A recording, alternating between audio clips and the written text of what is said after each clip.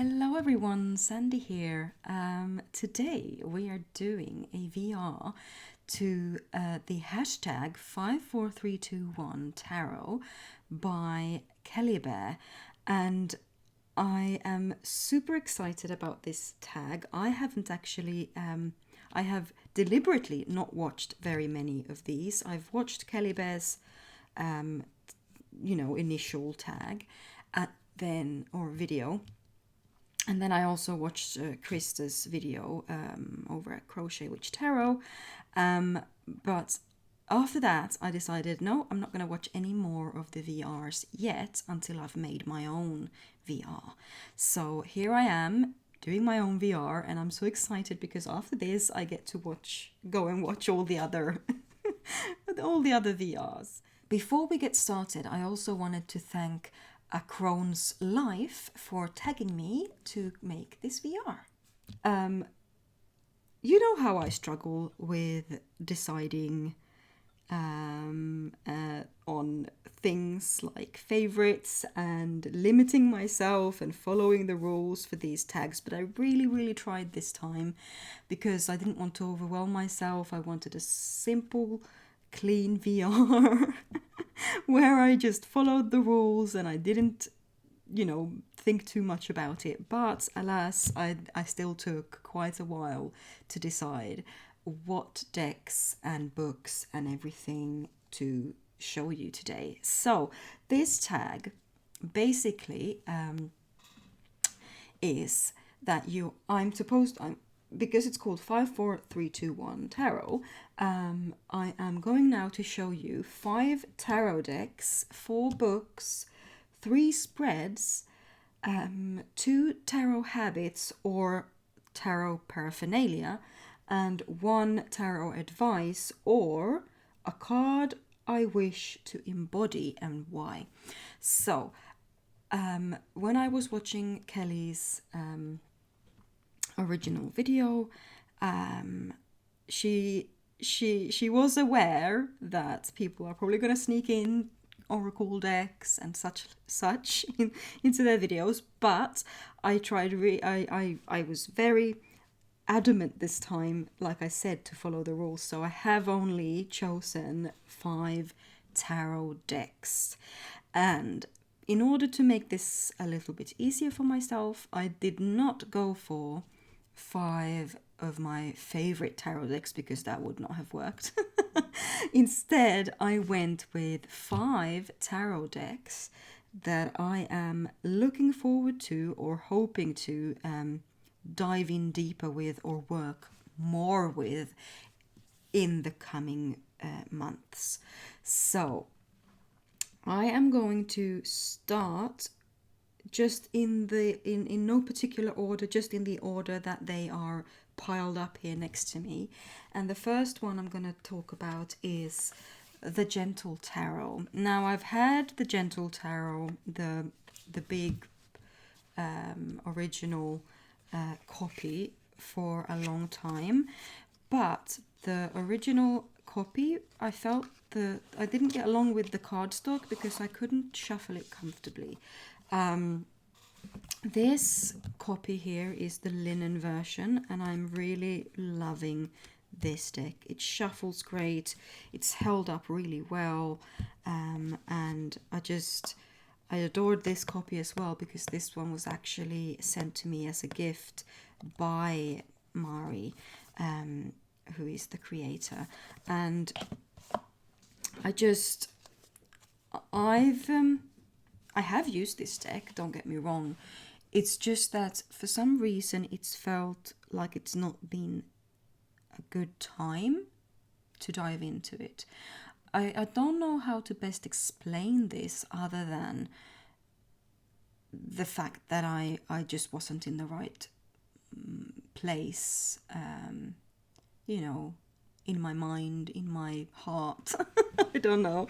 But either way, I am now starting to feel ready to work with this deck, and I am so excited as well to dive more deeply into the big extra guidebook that I also have bought a while ago, but like I said, I wasn't ready for it then yet. I adore this deck. It gives me such a feeling that I'm not even quite sure how to explain when I'm using it and holding it. And like I have also a really big love for linen cardstock, so I think that this combination was, you know, very it's just something very special to me. And I think Mari's writing style in the guidebook as well is just very soft and gentle and personal feeling. And so the Gentle Tarot is the first deck I wanted to show you that I want to work more closely with in the near future. And the next deck I'm going to show you that I really want to start working with more is none other than the Deviant Moon Tarot. So this, I've had this deck now for over a year, and I tried doing a few readings with it when I was first gifted this deck. So I was gifted this deck, or Krista gifted me this deck because she wasn't using it at the time. She wanted to, and she discovered that she preferred the Trionfi della Luna. That's also a deck that I've loved and worked with a lot and still work with a lot. The Trionfi della Luna is a very special deck to me, the Illustrated Pips edition. And this deck, for me as well as for so many others, has just kind of been somewhat of a scary deck. I mean, it's not very scary anymore after I really loved the Trionfi della Luna. I've started approaching this deck a bit more, but I haven't actually given it a fair chance. The one reason I think for that, and I'm gonna reiterate this probably several times, like I have done before, is these cards are very tall. They're very, very tall, and so I can't take half the deck in my hand, you see, without them bulging like this, which means that when I'm trying to riffle shuffle this, it really stretches my hand. And I have considered buying the bordered edition, the original bordered edition, and then trimming off the white border just so that I can have a smaller version. But because this deck was gifted to me by a dear friend, it feels wrong. And when I asked, I recently asked the deck, because I was sitting here pondering and thinking about this deck, and I just decided to put it out and ask it. I asked it, what kind of work would we do together? And it gave me the High Priestess, and I thought, well, yeah, that's. I could have guessed that it felt really potent. And then I asked, so what would you think about if I got a different copy so that I can shuffle you better? I kid you not, I drew the Fool. So the deck think it would be foolish of me to buy another copy of this deck just so that I could get a few centimeters shorter of a deck.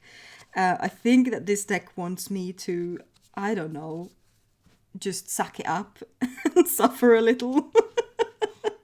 Because the readings it's going to give me is not going to be easy to handle anyway. So I might as well have a hard time handling the deck as well. Yeah, so I feel like this deck now, it's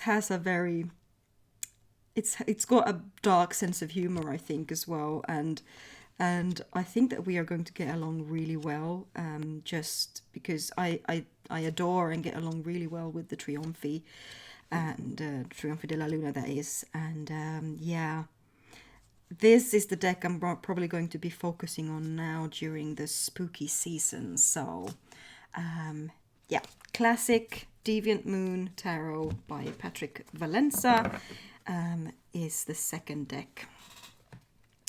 Right, the third deck I'm going to hopefully start working more deeply with in the coming months is the Mythologica Fenica Tarot by Susanna Salo. She is a Finnish artist, and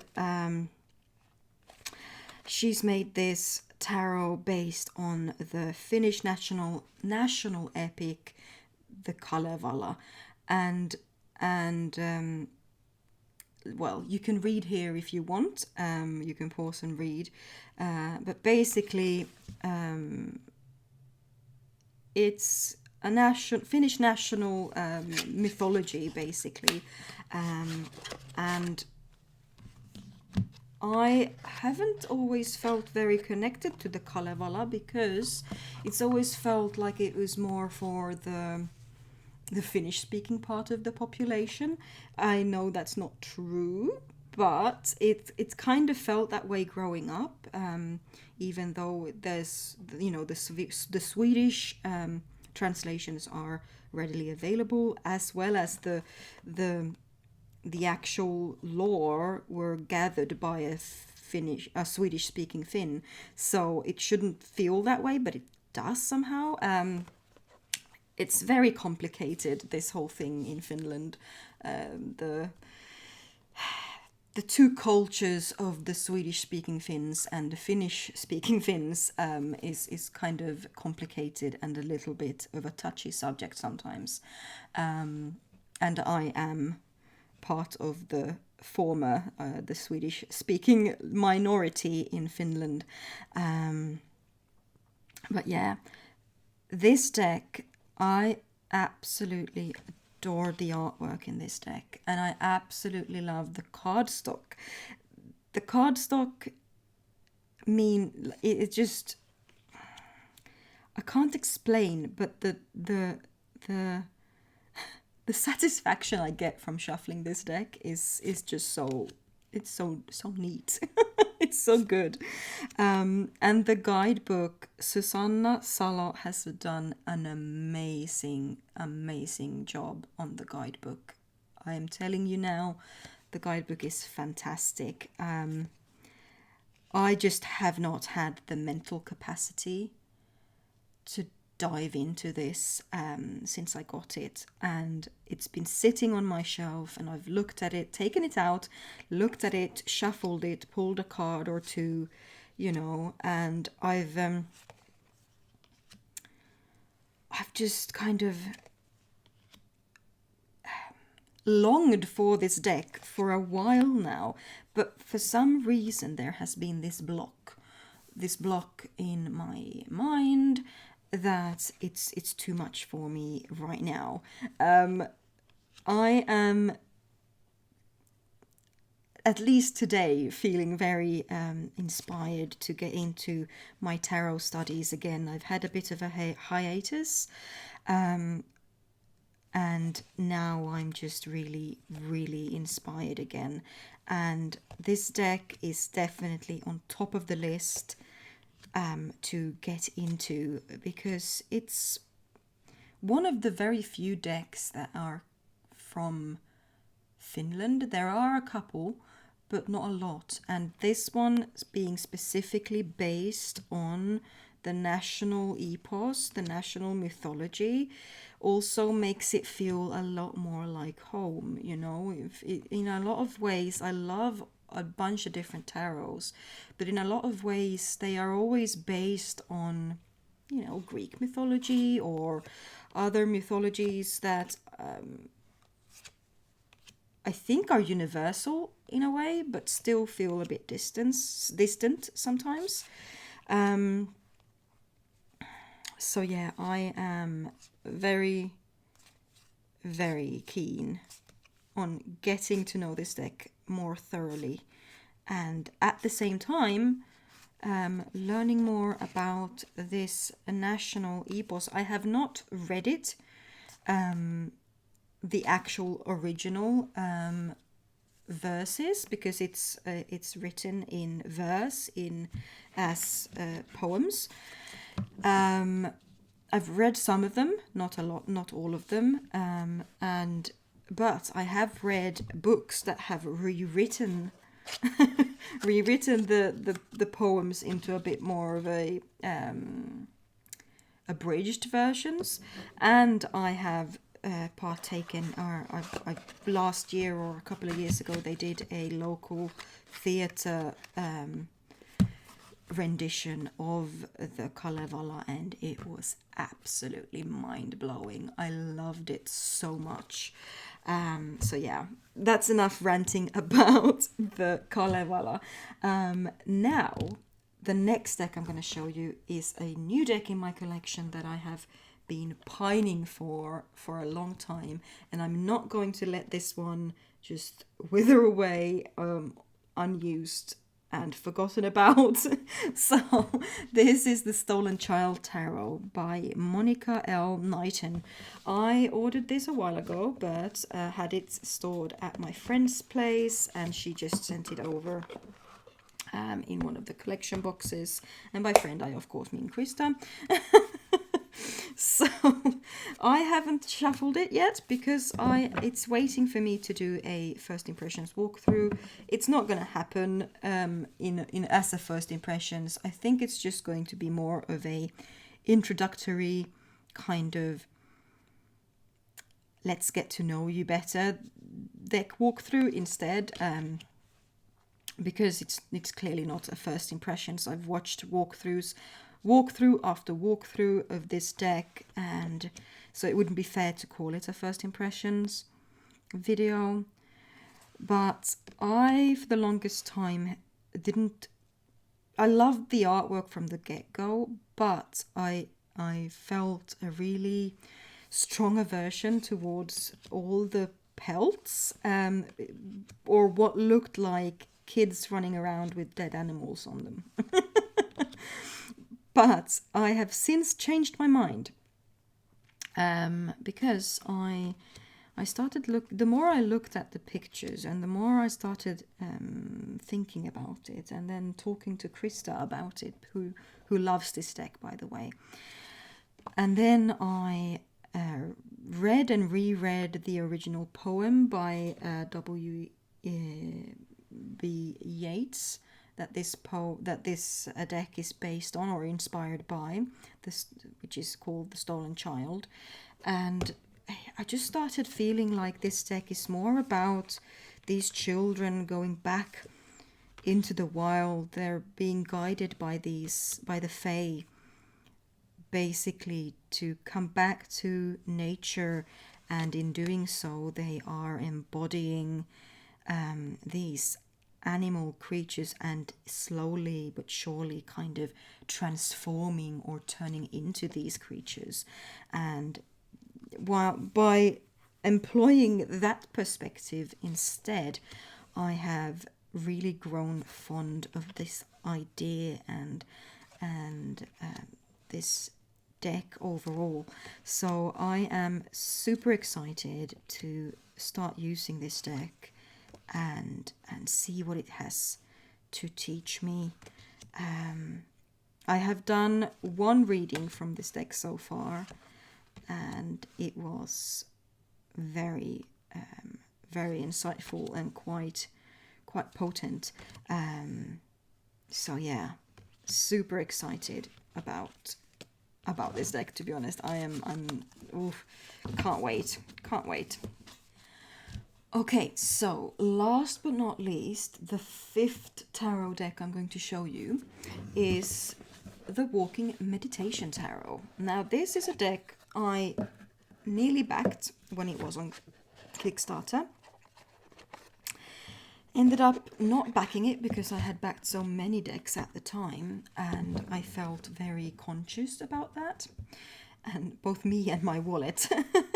And so I decided against it. Then I regretted it almost instantaneously, and ended up getting it second hand from a lovely person in the US, who I bought it from And then it arrived, and for some reason, again, it just wasn't the right time for me in this deck. So I put it on my shelf and took it out every now and then to see, is it the right time now? And it just hasn't been the right time for some reason. It's just sometimes some decks, you know, they need time to kind of become acclimated. I don't know, or maybe I need time to become open to working with a deck. When I bring it in, there are very few decks that I just immediately start using the moment they come in through the door. A lot of the time, I need some time to I don't know, for them to just be in my house, in my surroundings for a little bit. Sometimes I just need them to sit on my desk, and until I've seen them enough times to feel comfortable with them. It's very weird. But I think also it's a lot about decisions, you know. Making a decision to consciously working with just one deck, or just this particular deck in this particular moment, it's difficult for me because I have so many decks that I really truly love working with, and knowing which deck to pick up in a certain instance, you know, when you have a certain question, most of the time it goes intuitively, but it's also a matter of what deck do I feel most comfortable with at the moment? What language does this deck have? You know, is it a language that's going to be beneficial for me in this moment or not? And so a lot of the time, oops, this card is turned the wrong way around, and it's the Tower. A lot of the time, it's basically just about what deck pops into my mind first. And obviously the decks that are on my mind are the decks that are out and about that I've used. And so I think it's a good idea to have a rotational system, but at the same time I also kind of like just intuitively picking up a deck that I feel has a message for me that I might learn something from. So this deck has not been used so far at all, except for maybe one card pull. But now I feel, again, this is the this is the category I have chosen. This is now the time for me to start using this deck, and also digging into the extra guidebook that she provides, that the creator Danielle Norman provides, which is a guide to walking meditation, which I think is really cool. So 24 minutes in, and we have only just gone through the first category, which was the 5 tarot decks. Now we are on to 4 books. And I've taken that to be 4 books regarding or surrounding tarot. So I had a hard time. I actually have 5 books here, but I'm going to just show you 4. But which 4? Don't know. Right, I'm going to show you a book that I'm actually not quite familiar with yet, but that I picked up on a whim, quite without much thought, when I went to England again in September for a wedding. And that is this book, Find Your Power Tarot. It's part of the Find Your Power series, and it's written by Erin Regalski, and it's just called Tarot. It's a very it's a small book, not very, you know, thick, and each card only gets like 1 page. But I thought that when the few little prompts that I did read, or write-ups that I did read were very interesting to me. So I decided to pick this up. It wasn't very expensive at all. And I just am really happily surprised by this book. And it's also got some spreads and some other things going on in it. But I wanted to read you one of the first cards that I actually looked up in this book that made me get it, and that's the Empress. Now, if you prefer to read yourself, you can pause and have a read. But the key phrase for the Empress in this book is "be in your body." And then it says, "We're encouraged to live in our heads, always thinking, planning, assessing. What's below our neck is either an afterthought or something to be resented and tightly controlled. When we pay attention to our body, allowing it freedom to move and feel just as it is, we gain access to vital creative power. Today, feel your feet on the ground, spend time outside, connect with your sensuality, the instincts that come from your skin and your gut. Think about what it means to be wild. How might it change you to live this way? To completely inhabit your body, however imperfect it is." Keywords: nature, self-love, self-care, sensuality, creativity, self-expression, connection, compassion, pleasure, and freedom. And then it offers a question if the card is in reverse, or, if it's pulled in a position that is negative, I suppose, as well. "If I knew I wouldn't be judged for it, I would love to." I love that journal prompt so much. I feel it more as a journal prompt, no matter what way the card is pulled, instead of it just being reversed for reversed cards. When I read this, it was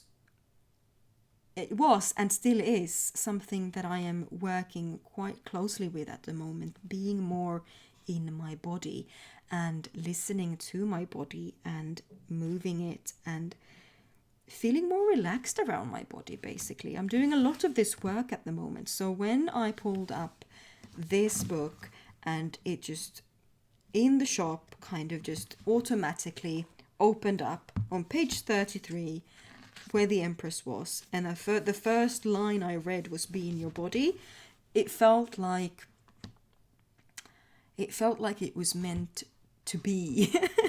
So that's why this book came home with me without any further afterthought, and I'm really happy that I brought it home. So the next book I'm going to show you is a book. Actually, should I show you this book? I've shown it to you before in a different video. So I'm going to cheat. It's going to be an honorable mention, but it's not part of the 4 books. And that's Wildcard. And I'm not going to talk any more about it other than say that this is an honorable mention. It's a really good book. And I love the different perspectives that this book gives you on the cards. That's it. That's all I'm going to say. All right. That was an honorable mention. The next book I'm going to show you is Tarot for Change by Jessica Dory. Using the cards for self-care, acceptance, and growth. I'm really looking forward to digging deeper into this book. I've read, as you can see, just a little bit in the beginning here. But that was a while ago. I actually use it more. Oh, look, I'm on the Empress on this one as well. Oh, dear. Yeah, I use the book more as a reference book instead of a book that I'm going to read from cover to cover, because you can see how thick and luscious this book is. And it's because each card gets, like a page and a half to 2 pages, or I think the majors get almost 3 pages of writing, and I just really love the perspective that this book gives you as well. And then it also gives you tarot and psychology, a brief history. It gives you how to ask, like a little writing about how to ask questions, spreads, how to use them, then a conclusion, and it's just a really soft and sweet book, and I really love like the whole feel of it, to be honest. And also, this is what I want to use tarot for, which is, you know, evolving, self-care, acceptance, growth, change. So Tarot for Change is my second book. The third book I want to mention is Tarot Inspired Life by Jamie Elford, and I bought this book because I love tarot so much, but I struggle sometimes to incorporate it into my daily life, into my routines. I want to use tarot, but when I sit down to use it, I don't know quite how to, or because I don't always want to ask really deep and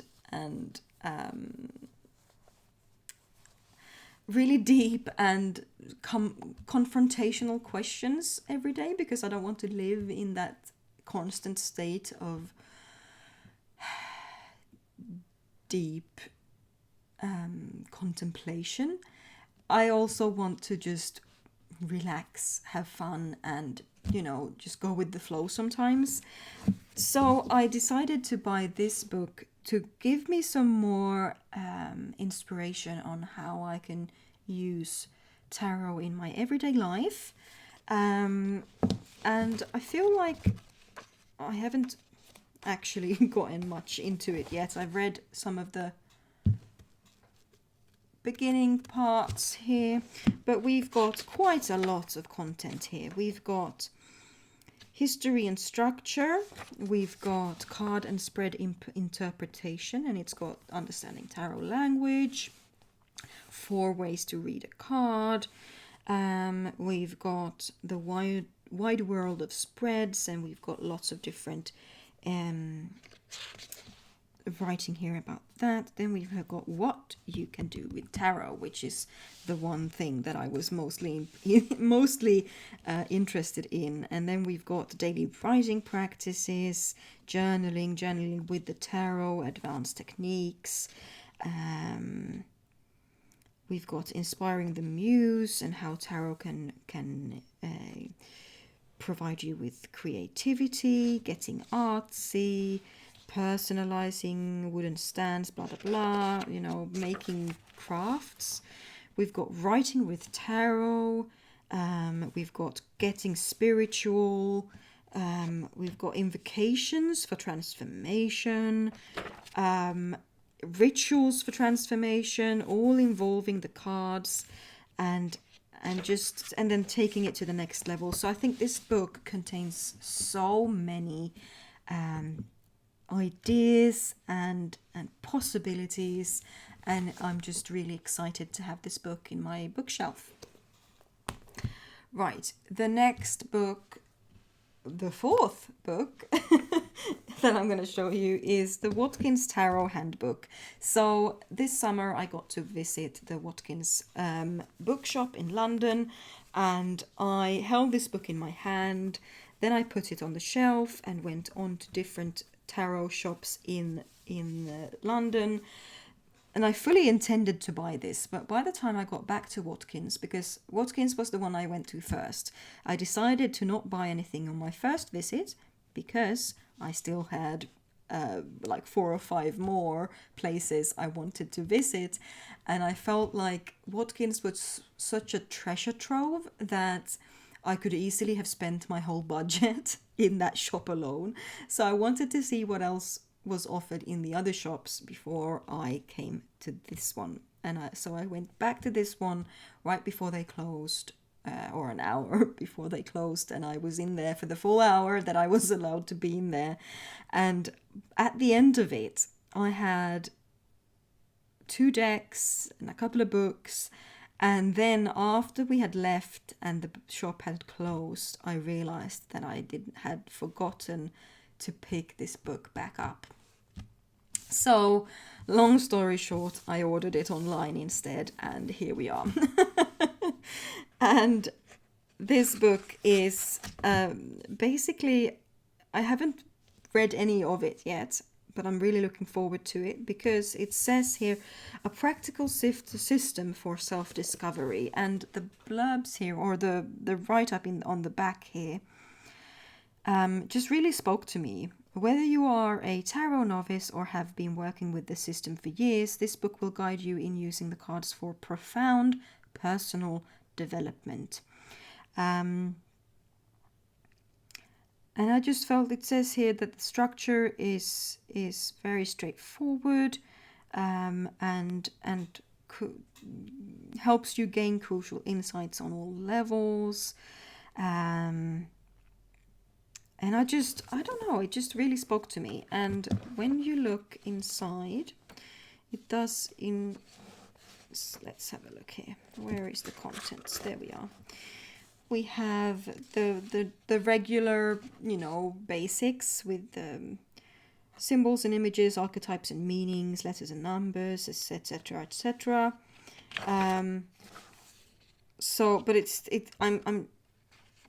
Oh, okay. Then we have something that's called the Serpent of Wisdom, which sounds really, really intriguing. So, but I'm just looking forward to this is going to be like a reference book as well. It's just going to touch on all the symbology in the cards, as well as the archetypes and how you can use archetypes. Apparently also the different Hebrew letters, etc. Numerology, mandalas and divination, tarot mandalas, Serpent of Wisdom. Let's have a look here. All right, so we have the Tree of Life here from the Kabbalah, and yeah, it's just going to touch on a lot of things that I have never even looked at before. So I have a feeling this book is going to be one of the last ones that I finish reading, out of all of these four, plus the honorable mention, of course. So that was the books. Let's move along. The next one is 3 spreads, and I thought about this for a little bit, and I don't often use spreads, so I didn't have any particular go-tos. I usually just make up my spreads or my questions on the spot, depending on what it is that I want and need, and I usually use a kind of system where I ask a question and I draw a card, and then based on that card I kind of engage in a conversation with the deck. So I pull a card, I ask a question in my mind, or I think about a particular situation that I'm dealing with, and then I pull a card, and then I see and interpret that card, and then I usually ask a follow-up question, and I pull another card, and then I can continue like that until I feel like I've finished the questioning, I suppose.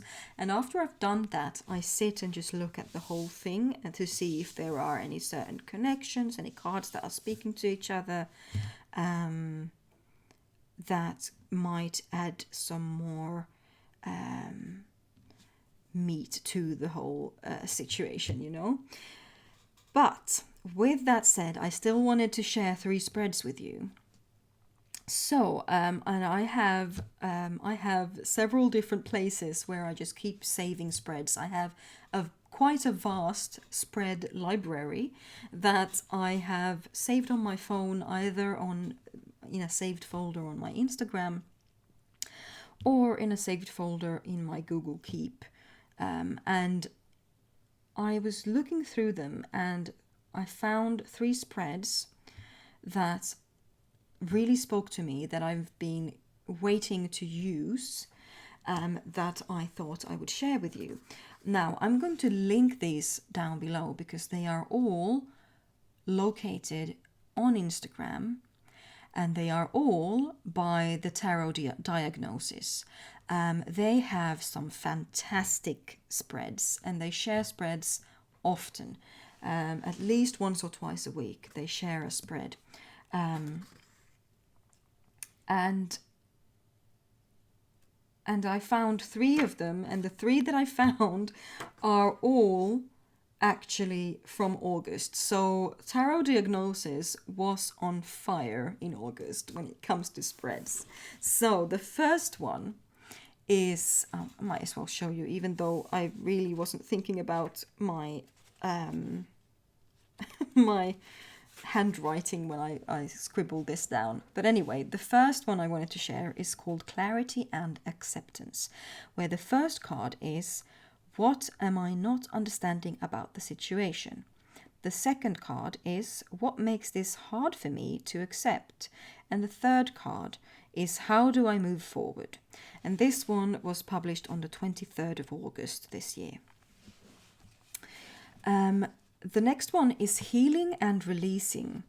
The emotional healing I need, the physical healing I need, unhealthy patterns to release, and support I need while I heal and release. This one was published on the 15th of August.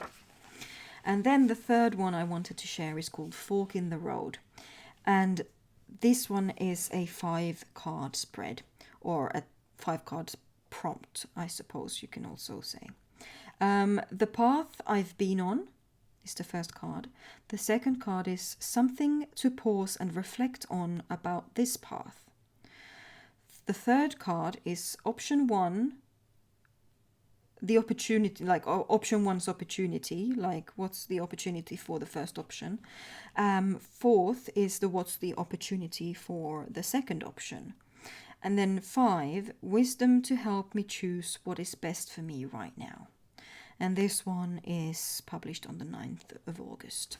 So, but I am going to just link these 3 down below for you. And these ones really I really felt like these ones applied so well to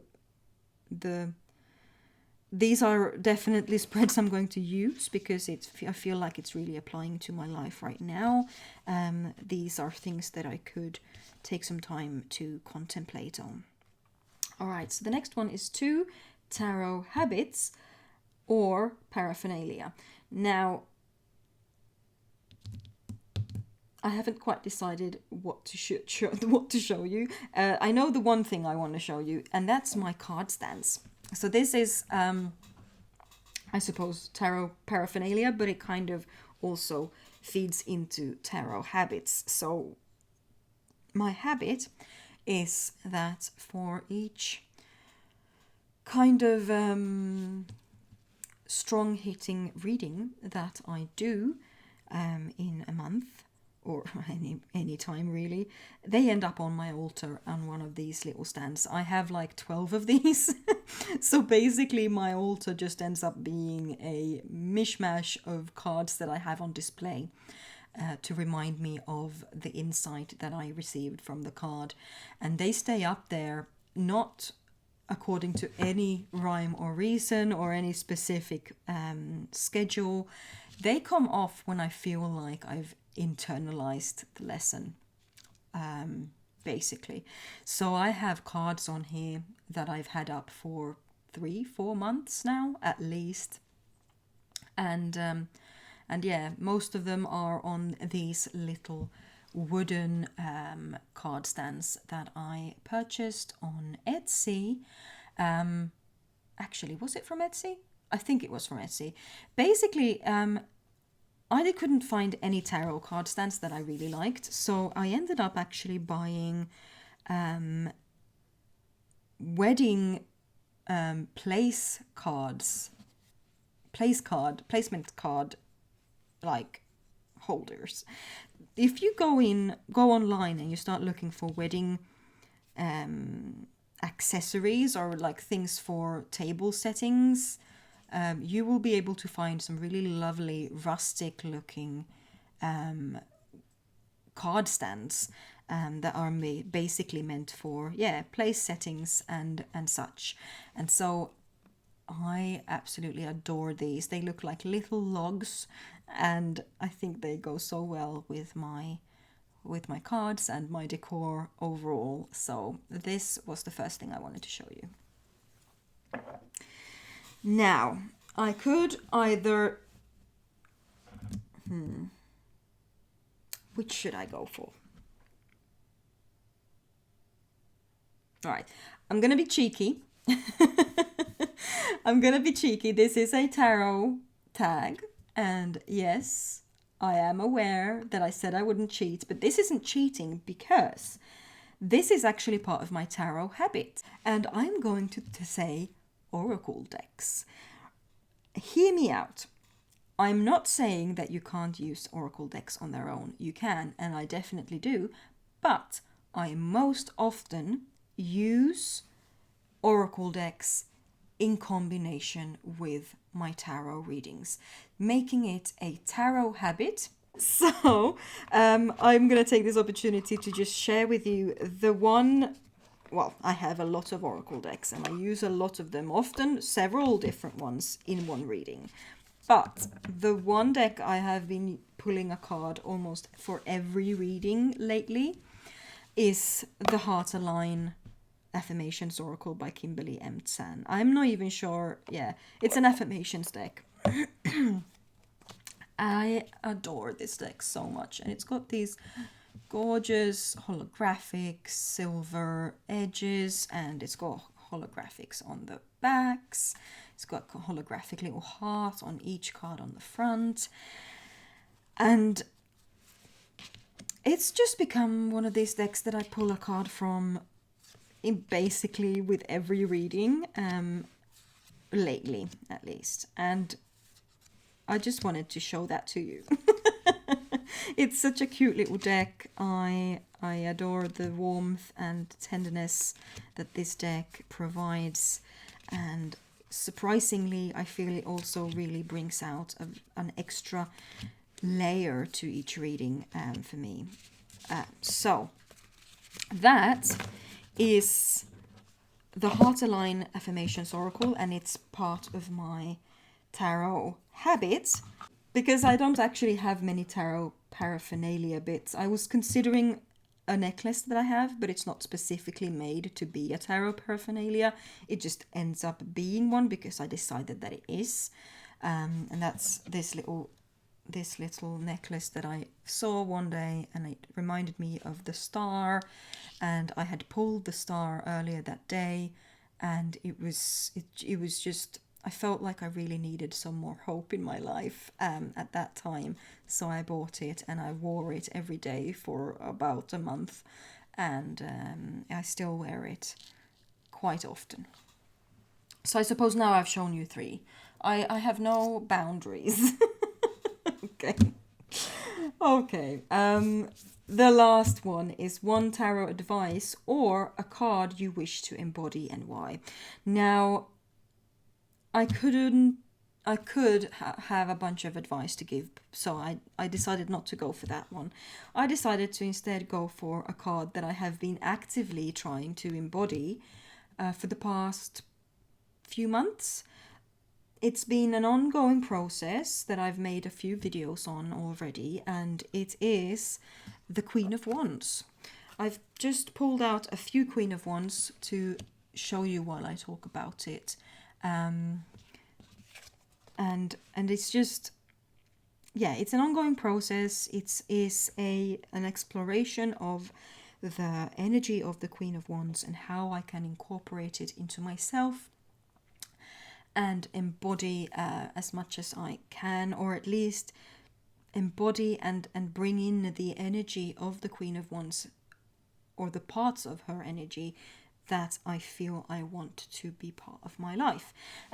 That's, yeah.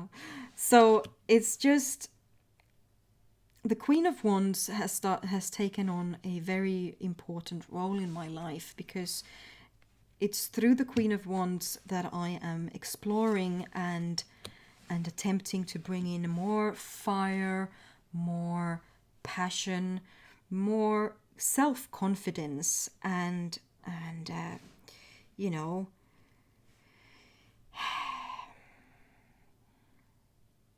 yeah, fieriness into my life. I want to be able to create boundaries. I want to be able to create more. I want to to embody the ability to be inspired and to inspire other people as well. And the Queen of Wands has been following me, like I said, for a few months now, and it is one of the most important cards in the deck for me at the moment. And there is constantly a Queen of Wands card on my altar, and I have been, like I said, making a video series where I keep coming back to and talking about and exploring the Queen of Wands. I haven't made a video about it in a little while now, but it's definitely something I'm going to be continuing doing in the future. I don't know how exciting that is for anybody else, but it's a very personal journey, and I am welcoming you all to join me in that journey if you so feel inclined. Also, quickly, these specific Queen of Wands are from, this one is from the Ibo Tarot, this one is from the Tarot of Strange Antlers, which is a French deck. Then we have Madre of Fire, which is from the Hubcrafters Tarot, and here we have the Weaver of Spells, which is from the Forest of Enchantment Tarot.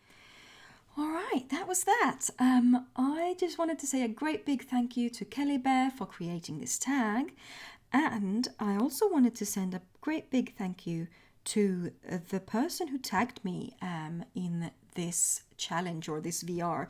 She tagged me to make it, and that's the channel A Crone's Life. I will link her channel down below as well.